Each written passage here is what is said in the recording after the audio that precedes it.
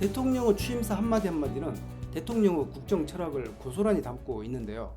2022년 5월 10일 윤석열 정부는 취임사에서 도약과 빠른 성장을 통해 자유와 민주주의를 위협하는 지나친 양극화와 사회 갈등을 해결해야 한다고 강조했습니다. 그리고 새 정부 출범 2개월 남짓 경과한 7월 21일 정부는 종합부동산세 등을 포함한 2022년 세제 개편안을 발표했습니다. 새 정부 첫 세제 개편안입니다. 5년 임기의 밑그림을 보여줬을 텐데요.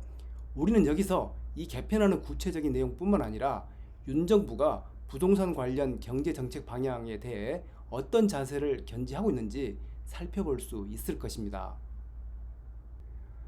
세제 개편안 발표 다음 날인 7월 22일 윤 대통령은 세제 개편안 중 소득세 과표 조정에 대해서 중산층 서민을 위한 세부담 감면이라고 하면서 종합부동산세 완화 등 부동산 관련 세제 개편 언급할 때도 중산층과 서민을 다시 말했습니다.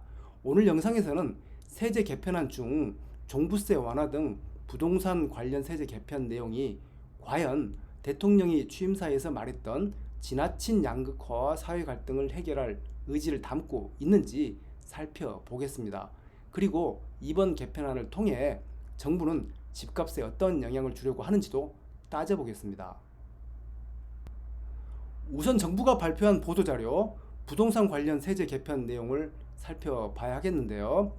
2022년 세제 개편안 2 민생 안정편에서 반가로사 부동산 세제 정상화입니다. 비정상이었던 부동산 세제를 정상화하겠다라는 의도가 분명히 보입니다. 반가로사 부동산 세제 정상화 편의 자세한 내용을 살펴보면요. 하나, 둘, 셋, 넷, 다섯, 여섯, 7개의 꼭지로 구성했습니다. 그리고 오늘은 이 중에서 파급력이 가장 큰 세 꼭지, 즉 세율 조정, 기본공제 상향, 1주택자 종부세 특별공제를 중심으로 설명하겠습니다. 주택분 종합부동산세 세율 및 세부담 상한 조정 종부세법입니다.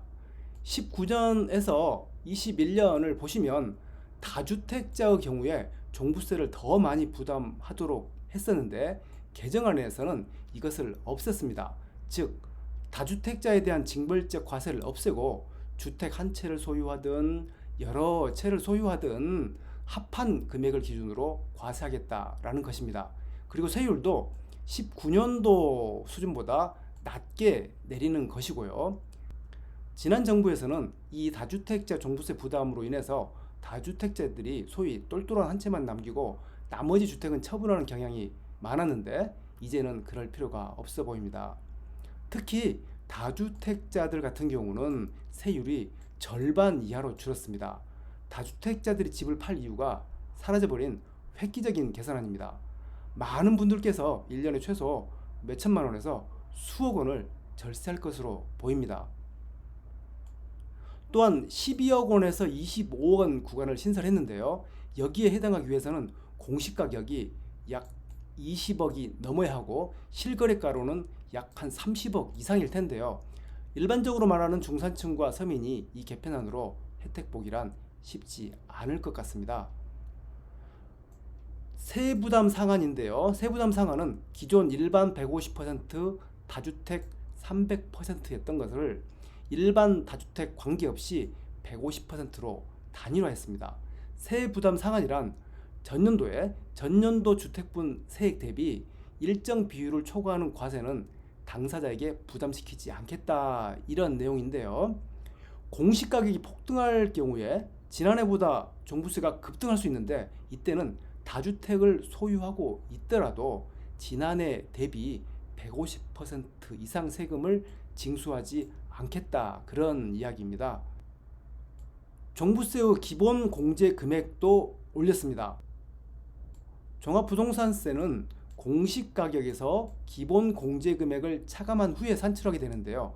이 기준을 상향함으로써 종부세 낼 사람 숫자도 줄고 종부세를 내더라도 그 금액이 대폭 줄어들게 되었습니다.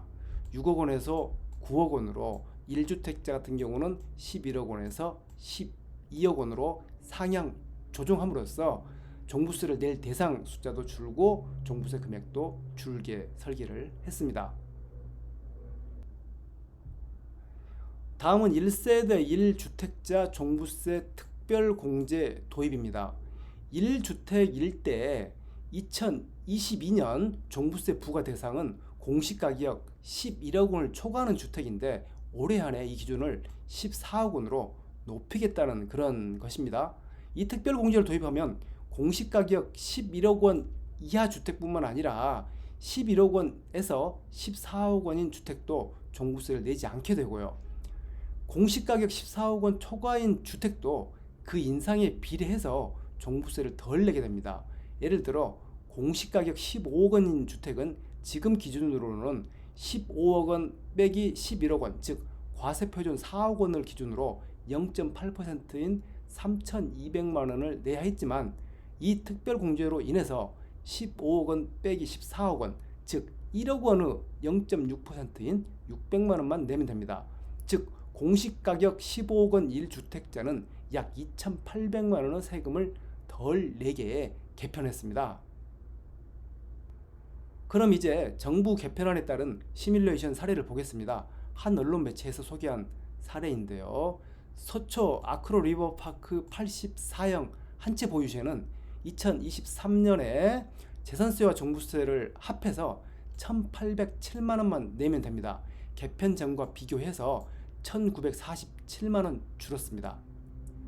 다음 마포 레미안 프루지오 84형 한 채와 음마아파트 84형 한 채를 보유한 2주택자는 2023년 납부해야 할 재산세 종부세는 총 1억 2,632만 원이었지만 개편안을 적용하게 되면 3,049만 원만 내면 됩니다.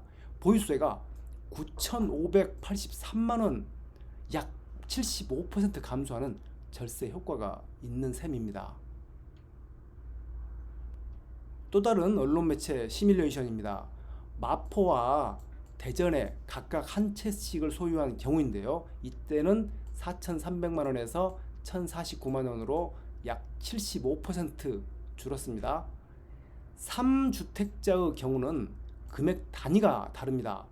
서초 아크로 리버파크 84형 한 채, 음마아파트 84형 한 채, 잠실 주공 82형 각각 한 채, 3주택자 같은 경우 3억 9,265만 원에서 9,025만 원으로 무려 3억 240만 원, 약 77%가 줄었습니다.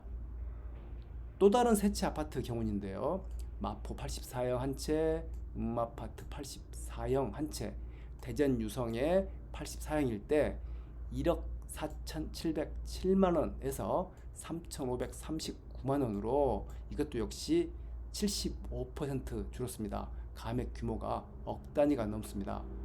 새 정부 소위 부동산 세제 정상화로 인해서 혜택을 본 사람은 누구인지 훤히 보이는데요. 더군다나 새 정부는 지나친 양극화 및 사회 갈등 해결을 강조했습니다. 그러나 이번 개편안의 수혜자는 오로지 종합부동산세를 내는, 즉 값 좀 나가는 괜찮은 주택을 소유한 사람입니다. 주택이 많으면 많을수록, 그리고 그 주택이 고가일수록 더 크게 혜택을 봅니다. 주택분 종부세를 부담하는 인구는 지난해 10월 말 기준 전국에 1.8%에 그칩니다. 전 국민 중 상위 2%에 속하는 부자만 이 개편하는 혜택을 누린다는 것입니다. 또한 그만큼 모자란 세수는 누구한테 전가할까라는 의문도 생기게 되고요. 새 정부는 지나친 양극화를 해결하겠다고 선언했지만 첫 부동산 세제 개편안은 상위 2% 부자만을 위한 감세 내용이 주를 이룹니다. 다주택자에 대한 종부세 중과를 폐지했기 때문에 종부세 부담으로 인해서 보유 주택 중에 일부를 처분하려는 다주택자들은 급할 게 없습니다. 친절하게도 새 정부는 팔 이유를 제거해 줬습니다. 금리가 오르더라도 다수의 다주택자들은 본인 집 외에는 임대하기 때문에 금리 인상 영향은 제한적입니다. 또한 때가 되면 정부에서는 그들이 필요할 때 양도세도 완화해주기 때문에 다주택자들은 적절한 시기를 저울질하면서 큰 차익을 남기려 할 것입니다. 새 정부 첫 세제 개편안 중 종부세 완화 등 부동산 세제 개편을 살펴봤습니다. 새 정부에서는 이 개편안을 중산층과 서민을 위한 것이라고 합니다. 특히 이번 개편안은 새 정부 주요 정책의 밑그림이라고 할 수 있습니다. 최근 주택가격이 뚜렷이 하락하고 있는 시기에 위와 같은 정책을 내놓았습니다. 새 정부는 부동산 관련 이 개편안을 통해 집값이 더 떨어지지 않게 하겠다라는 시그널을 분명히 주고 있습니다. 향후 주택 공급 정책에도 영향을 줄 것이라고 조심스럽게 예상도 해봅니다. 물론 향후 다른 정책들이 나온 것을 보고 판단해야겠지만 다음 후속 부동산 관련 정책들도 이 틀을 벗어나기 어려울 것으로 생각되고요. 전 정부는 다주택자들이 집을 팔 수밖에 없도록 세제를 강화한 반면 새 정부는 그렇지 않은 것은 분명합니다. 이번 개편안을 통해 특별한 사정이 없는 한 새 정부는 특히 서울과 수도권 주요 도시의 집값이 하향 안정하려는 의지는 전혀 찾아보기 어려울 것이라고 말할 수 있습니다.